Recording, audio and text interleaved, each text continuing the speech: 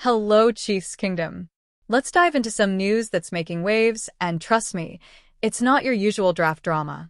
This year's NFL draft had its fair share of surprises, but what's really standing out is the whole prank call situation that rocked some promising players. Now, we've all seen the excitement and nerves that come with the NFL draft, but imagine getting a call that throws everything off. That's exactly what happened to some top prospects this year, and Chiefs fans, I'm sure you can appreciate the chaos it caused. One of the more shocking stories came from the new Raiders star, Ashton Jeanty. Yes, you read that right. The man who was just selected 6th overall in the draft had a prank call incident that quickly made headlines. Now, we all know that the draft process can be intense, and emotions run high. But to have someone mess with your head during such a critical moment? That's a whole new level of low. Jeanty wasn't alone in this prank call madness. As you may remember, Shedeur Sanders, son of NFL legend Deion Sanders, was also a victim of this cruel stunt. Sanders had already experienced the pain of sliding down to the 5th round, and to top it off, he received a prank call that added insult to injury. The call, made to a number only available to team execs, claimed that Sanders was about to be drafted by another team. It turns out it was all a lie. But it wasn't just Sanders who got hit with these ridiculous calls. Reports say that at least 5 other players, including undrafted free agent Isaiah Bond, tight end Tyler Warren, and quarterback Kyle McCord, had similar experiences. As if the draft isn't stressful enough, right? For these players, it was an additional layer of frustration, confusion, and, frankly, humiliation. Now, let's talk about Jeanty's version of the prank.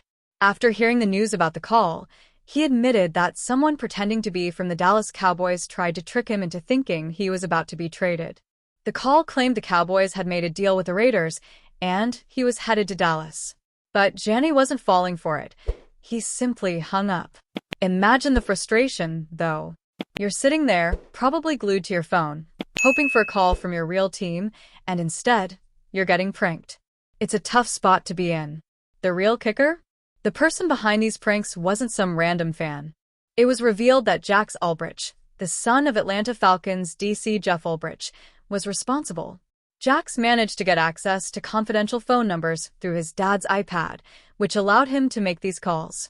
The Falcons were slapped with a hefty fine, $$250,000 for failing to keep such sensitive info secure. The NFL wasn't happy about it, and neither were the players who were pranked. So what happened to Jax? Well, he won't be getting off easy. As part of the punishment, Jax will have to do community service. The Falcons also made it clear that they're tightening their security protocols moving forward. They've acknowledged the breach, taken full responsibility, and are committed to preventing this from happening again. As Chiefs fans, you know how important it is to keep things tight, especially when it comes to protecting your players.